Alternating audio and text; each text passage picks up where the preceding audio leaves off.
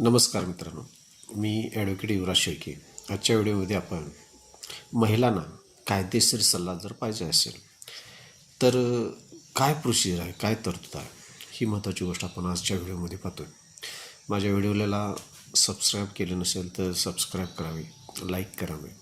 वाटलं तर हा व्हिडिओ आपल्या मित्राला किंवा इतर संबंधित कोणाला तरी पाठवत असेल तर शेअर करून घ्यावा.